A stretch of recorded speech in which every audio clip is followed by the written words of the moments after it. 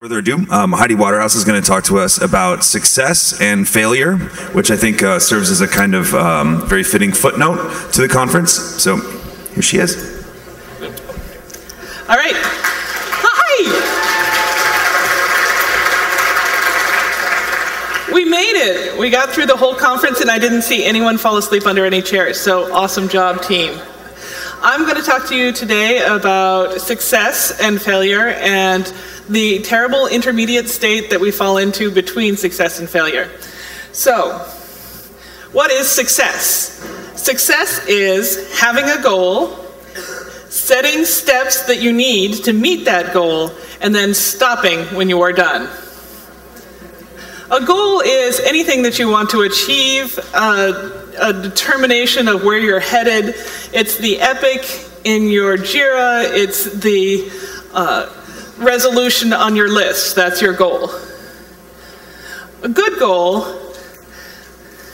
I'm going to remember this, I forget this guy's name. George T. Doran wrote this smart thing, which if you have ever been on a performance improvement plan, I apologize because you're currently having flashbacks about this. But a good goal is specific, measurable, attainable, relevant, and time-bound. And that sounds like a lot of things that you have to remember, and you have to be smart about it, and you're like, oh, okay, that's a lot. I have a better one for you later. So, in order to understand a good goal, let's talk about some bad goals. A bad goal would be document the web application. Is it specific? Is it measurable? It's not any of those things. It is a terrible goal because you will never know when you finish documenting the web application. So, what's bad goal number 2? I look like that all the time at work. Set up a meeting with these people to talk about how this works. That's almost specific. You almost know what you need to do. You need to set up a meeting and talk to these people about something. But even though you know who these people are and you know what you need to do, you don't know what you need to do coming out of the meeting. Talk to people about this. It's not the same as like form an action plan for how to handle this. It's a terrible goal, even though it's like ostensibly normal looking.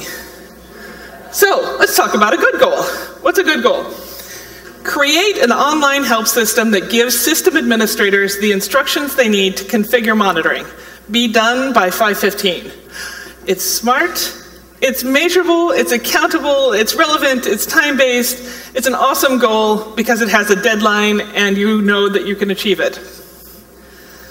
So I actually started my writing career when I was a wee little wired as a newspaper reporter doing sports reporting for high school sports. And I had the crotchetiest, like most cigar-chewing editor you have ever met. He was straight out of Central Casting. And he taught me the 5-ish W's. There's actually 6, but one of them's not really a W. They are, does anybody know this? Right, exactly. Who, what, when, where, how, why, and how. If you can answer all of these newspaper questions about your project goal, then you have an achievable goal. You know who you need to do it for, you know what you need to do, you know why you are doing it, which I tell you, I write a lot of documents and you need to know why you're doing it. It's really easy for people to forget to tell you that, and then you do something that doesn't serve the business purpose, and then you've wasted a lot of time. So, even more than smart, I really like the 5-ish W's as a goal-setting thing. So now that you have this big overarching goal, you need to set up some steps for how you're going to get there. It's like merit badge. You know, you ever see those bandoliers of Girl Scout merit badges? You need to figure out achievable tasks that you can build on to get to your goal, because if your goal is too huge, you cannot eat that elephant. You need like elephant toenail fricassee, and you need to break your project into those parts, possibly not entirely, because the process of breaking something down can be its own kind of time suck. Like, who here has the problem where you spend half a day making lists of things you're going to make lists about? I have that problem sometimes. But you need to like set up some of your achievements. you know what you need to be doing. So there's a site called Unfuck Your Habitat, which I really love. And they have the most beautifully succinct and clear achievement settings that I've ever seen. They say things like, clean out your kitchen sink, or spend 15 minutes on that invisible corner, or like little things, clean out the cup holders in your car. Like the cup holders in your car, they get really grotty, but you never think to take time to do that. And like detailing your car seems really difficult, but like, well, I could probably manage the cup holders. That's like 5 minutes, 10 minutes if you have kids. So when you've done that task, you get a little bump of achievement. You've done something, you've completed something, mini party, hit of dopamine, it's great. You are not a total loser today because you spent 5-10 minutes cleaning out your cup holder. Your kitchen floor may still need to be cleaned, but at least you know you have earned your oxygen today. So, we are living in a continuous partial attention world, and I am like the poster child for continuous partial attention. If it's shiny, I want to be looking at it. So, who here has not been stirring the pasta while reading Twitter? Like, yep. So, I do that all the time, and the terrible thing about having all of these mental strings open is that you become subject to a crippling amount of what Kathy Sierra calls cognitive microdrains. If you have not read Kathy Sierra's amazing book, Badass, Making Users Awesome, you should just go and buy it right now. I don't know if Howells has any left because I've been hand selling it all week. But you should buy it right now. You should buy it in paper. I'm carrying a copy around, and I've read it 3 times. It's really amazing. So cognitive microdrains are all the times that you are remembering to remember something, like, have to take out the trash. Well, you're at work, you can't take out the trash, so it just sits there as sort of a running process the whole time. Have to take out the trash, have to take out the trash. That running process, just like any other process, is taking up your RAM that you could be using for something else. So, you need to make achievements in order to sort of cut off that string, in order to close off that process. If you finish something, if you have actually taken out the trash, then you get rid of that overhead. Along with success, we need to think about rewards for success. It's super unmotivational to work hard at something and succeed at your goals, to have people not react or critique it, but not say, yay. Victory is the dopamine rush of accomplishment. It's wading into the sea and declaring that you've defeated Neptune. It's removing a Jenga block without knocking anything over. It's what makes it possible to train ourselves to do all sorts of impossible seeming things. I finished a century bike ride. Lift your bike over your head. I did not finish a century bike ride, maybe this year. 78 miles, this is my record, it's killing me. But look at all these people lifting their bikes over their heads because they have finished something and they have accomplished something. I want you to have that feeling every day. I want you to have it twice a day. I want you to say, I finished that item, I crossed it off my list, it's done. So victories are underrated in corporate settings, I think.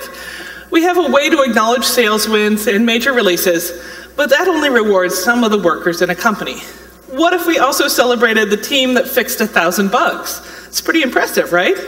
Or if we threw a party because a team finished a months-long documentation conversion project.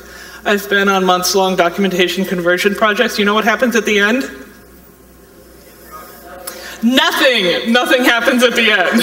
They're like, wow, that was really expensive. So I think that we don't do these things as organizations, as companies, because we associate victory with income. That makes us good capitalists, but it makes us bad at rewarding people who don't work in the cost or in the income part of our things, but rather who are cost centers. So I worked for a company, we released a product, everyone in the development organization got a t-shirt. Woo! It had a terrible pun on it too, it was awful.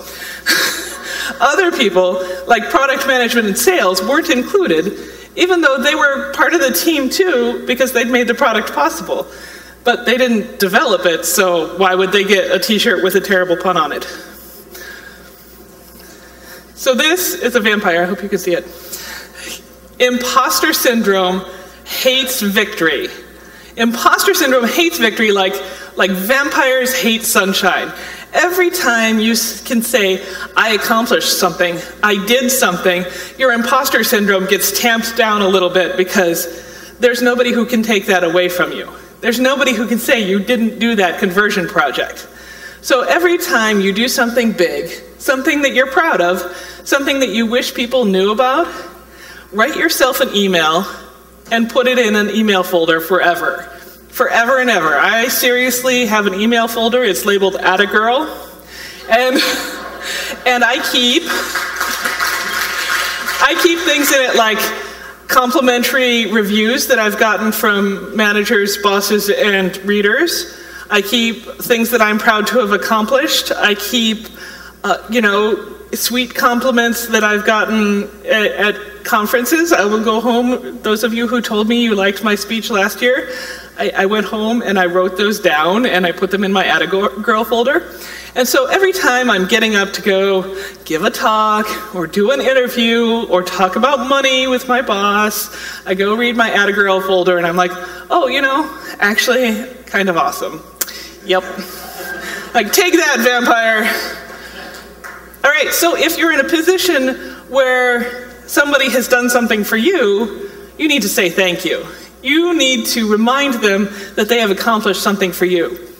On my last day of work at every job, I clean off my whole system, and then I spend that stupid idle day while you're waiting for your exit interview writing LinkedIn recommendations for all of my coworkers, or at least the ones that I actually feel like recommending. Because, hey, nobody's perfect. I hold a grudge. I write the recommendations because that is the most tangible way that I can say, thank you for being a good coworker, thank you for being great about getting me information, thank you for being a good reviewer. I try and do it other times, but for sure I do it on the last day of a job.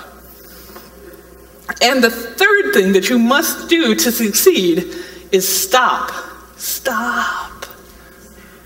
Stop. We're going to talk more about why that is later. So, now that we've talked about what success consists of, let's talk about what failure consists of.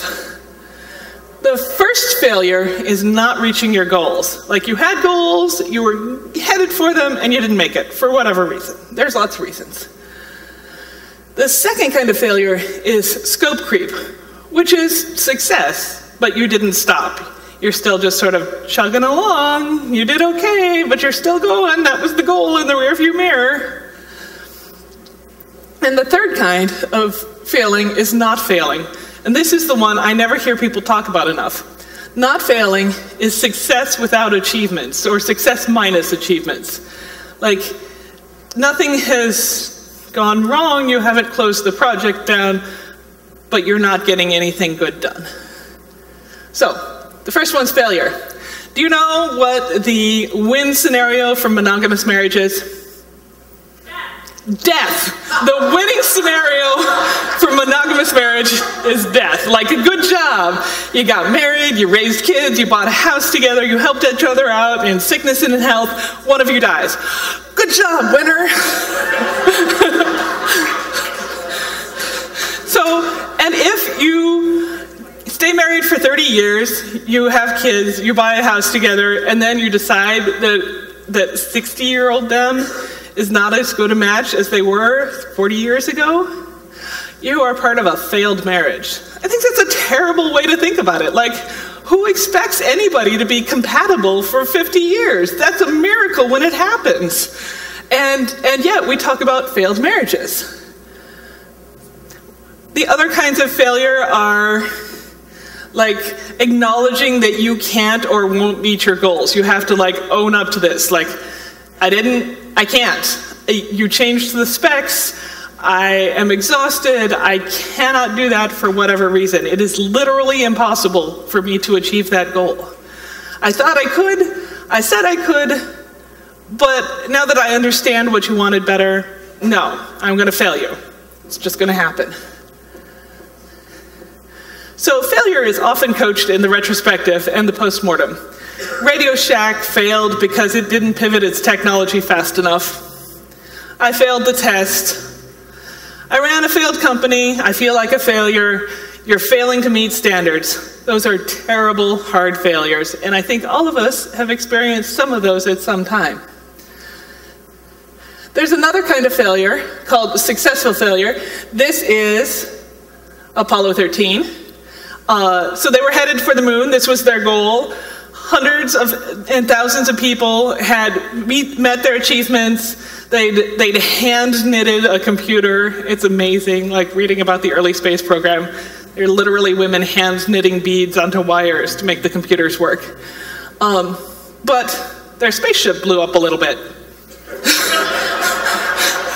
So the new mission, the new goal was not walk on the moon. It was like get home alive. That would be pretty awesome. So it matters a lot what your context is. Like your success or failure is conditional on context. If you don't understand what your context of success is, you cannot see the leaves for the tree. You don't understand how you're going to win. You get stuck in the minutia and lose all perspective. Minutia, tree. So, scope creep. Why is stopping so important to success? Empires built on expansion eventually run out of space. Everything eventually outgrows its pot. Empires are really good at winning, but they're really bad at succeeding because they never, ever stop. So a tragedy, the technical definition of a tragedy, is that it is success plus scope creep. This is the classic error alluded to in that important text, The Princess Bride. Never start a land war in Asia.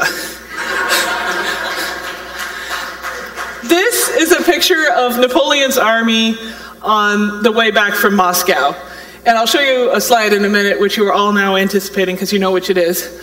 But Napoleon was doing pretty well at taking over Europe. He was like all over the place. His grand army was amazing. He was doing a great job. And he decided that if he was going to be emperor of the world, he had to take on Russia, which technically is not starting a land war in Asia, but I think we all realize it is. So the scope creep is the addition of just one more thing to an already stated goal. It's refactoring your goal after you've already set your achievements. And so often it is that one straw on the camel's back that makes it impossible for you to achieve your goals.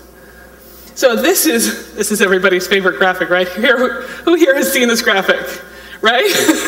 I love talking to tech writers.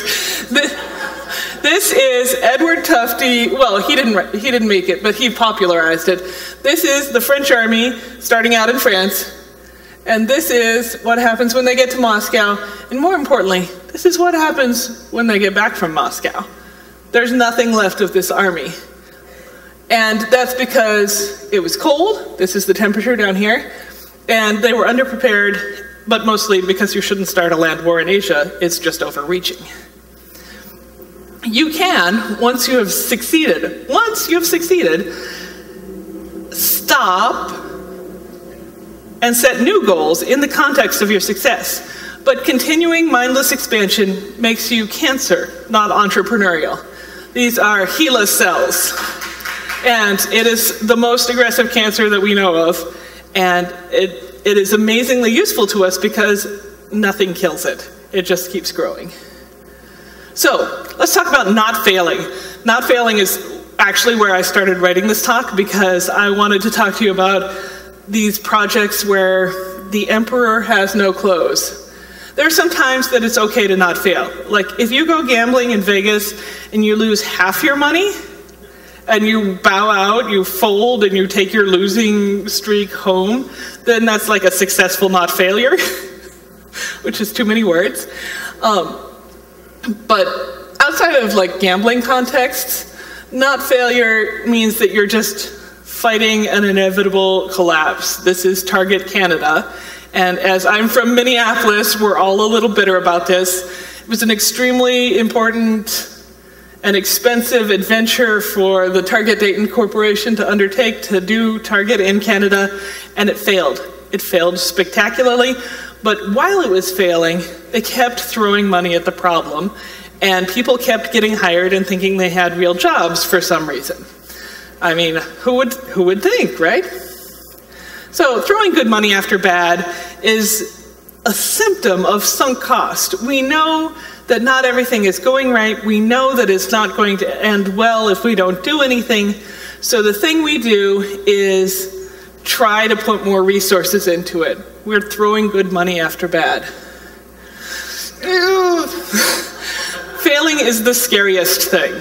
I know it emotionally, financially, professionally sucks to go, this project is doomed. To say, I can't work on this project because it's not going to work out. Because I personally am super fond of living indoors and eating food. So I can't always summon the courage to say, this project is doomed. I'm too scared to say we're failing, so I just let it stay at not failing. So now what? I've talked to you about success and I talked to you about failure, but I think that in my abstract, I said that I was going to tell you how we work on this and how we get better at it. So, goals are not the same as achievement. You need to disambiguate these. If goals were the same as achievement, we could all run a marathon. The way you run a marathon is by running lots of little achievements and not just saying, I want to run a marathon. So you have to figure out which achievements you're going to do before you get to your goal, and then you might be able to reach it. You have to put together all of the steps necessary to make sure that you can climb up to your goal with a solid foundation. We do this funny thing at New Year's, like culturally. I find it baffling. We don't say, hey, that was a great year, here's all the things I accomplished, look at this list of things I managed this year. My mom makes us write her a Mother's Day letter every year. We don't have to buy her a present, we just have to write her a letter about our year, and it has to be totally honest, what happened this year. It's my favorite New Year's tradition, really, because it makes me sit down and think about all the good and bad things that happened in my year. But mostly, what we do is this. New year, gonna start over, gonna do some things. We never look back and see what we did. We're only looking forward to our probably unachievable resolutions. I'm gonna talk to you here about a thing. It's like doing endless sprint planning and never doing a sprint retrospective. If you ever had the kind of agile training I did, you just got like a horrible feeling in your stomach at the very thought of doing that. Like, why would you do that? How would you understand where you are if you haven't looked at where you've been? So, let's talk about setting goals. Some people get all fired up about a thing, and they're super excited about a thing, and they're really engaged, and they're gonna make a difference, and they never set a goal, or they never coalesce around a goal. And this has happened to 8chan, and it's happened to Occupy Wall Street. It's a universal sort of human thing where you're excited and angry about a cause, but you have not set a goal. Strike Debt is actually an organization that I really respect because they have a beautiful, crystal clear goal, and they're actually accomplishing tiny achievements in that arena. They're paying off some people's medical and student debts as they get donations. They're buying it up, essentially, for the pennies on the dollar that collectors pay, and they're buying it up and then forgiving it. It's really cool. They have a goal. They know what their achievements are. They're getting things done. So, learning to set goals can be learned from mentors, but most of what I know came from postmortems and from failing. Like, I fail at a lot of goals, I still do, and most of what I've learned the hard way. I wish I could tell you there was an easy way to learn to set reasonable goals. I think you can go back to the 5-ish W's and see if they're, matching that, mapping onto that rubric, but mostly it's hard to set goals. So, fear is the mind killer. We hang around We hang around not failing because we're scared. We're scared to declare failure, and we're scared to stop trying. I understand how this happens because I have to talk myself out of it all the time. There are consequences to failure, but the consequence to not failing is this endless limbo of nothingness, this line, this waiting for the axe to drop, this awareness that you're not going anywhere. So let's talk about minimum viable products, which is awesome. Don't get me wrong, I think minimum viable products are great, but I also think that if we stop at minimum viability and we have won only a very partial victory, it's the smallest victory we could manage. If we don't drive toward a victory that includes full functionality, then we have not won. We have just not failed. We're not there yet. I think as a technical writer, as the person on the team with the broadest view of what's going on, you have the biggest ability to understand that you're stopping too soon, that you're not going all the way, and you have to drive the team to get this better. Brains. You can all come up to me after the talk and tell me your zombie jokes, except I know the plumber one and the farmer one. So, zombie project. You ever work on a project that feels like a zombie? How do you feel about that?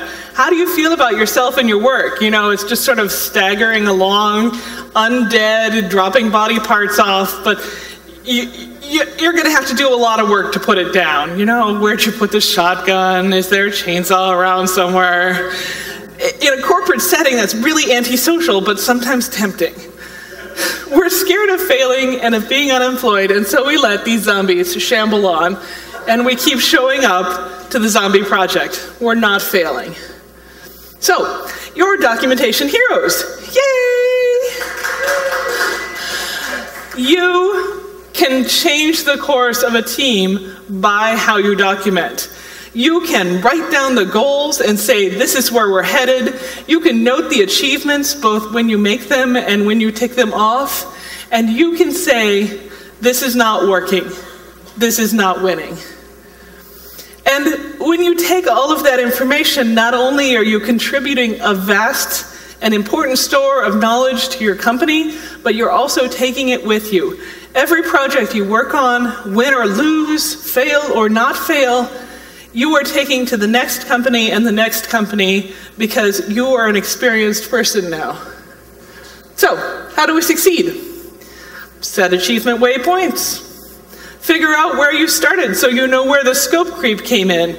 Know and keep notes on what it was you were trying to do. Set some steps, some achievements. Write down who's going to do what and how they're going to do it, and by God, how they're going to test it. Because if you have not tested a procedure or a document, is it really a document or is it a science fiction story? Because it's not the same to write something or to write it and test it. You have to understand that it's really going to work in your scenario.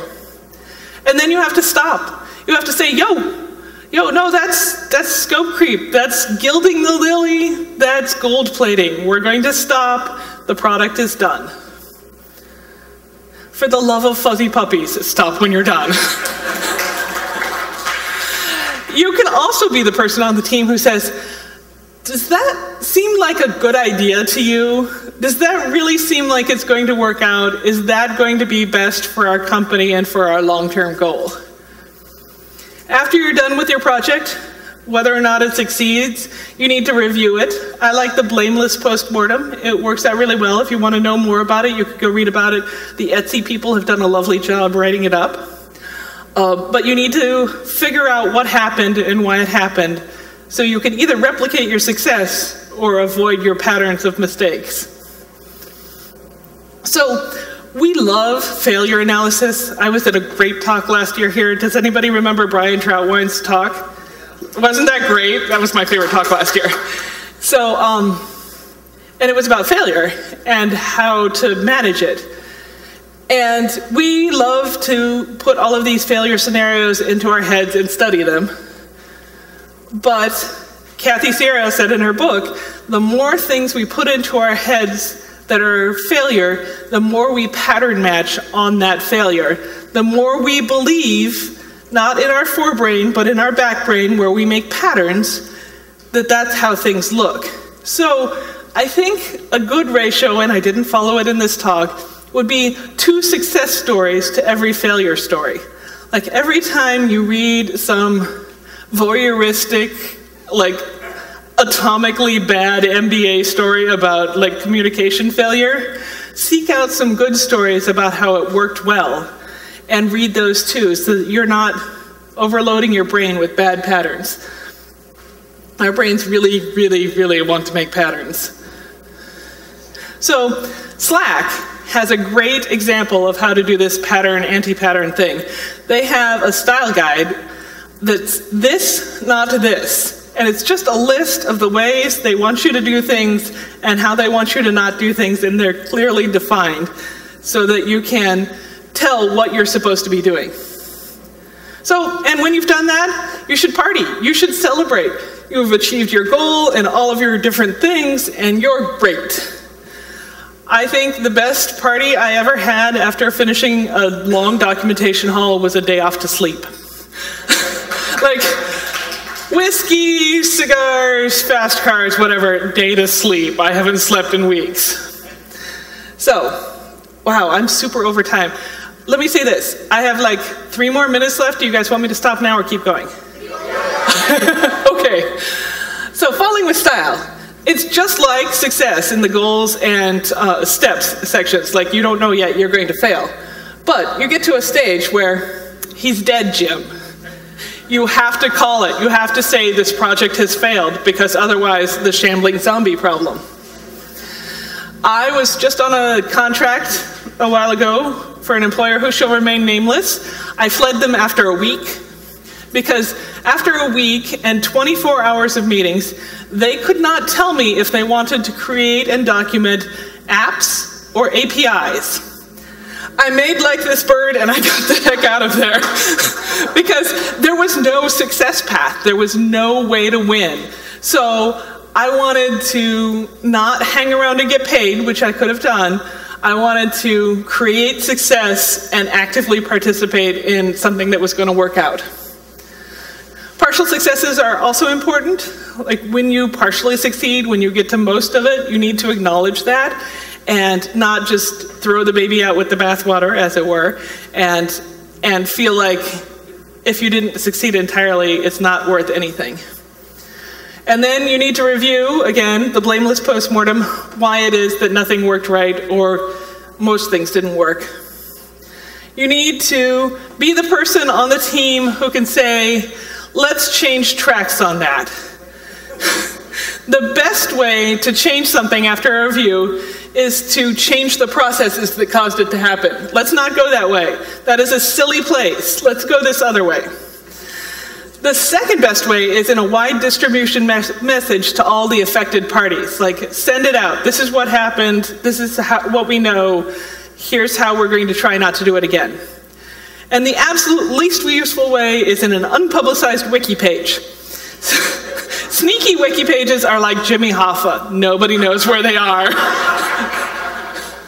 So, too long, read Twitter instead. Success is goals, achievements, and stopping. Failure is failing, scope creeping, or not failing. And avoiding failure is a hellish limbo. I'm stopping. Thank you all for your attention. Thank you so much.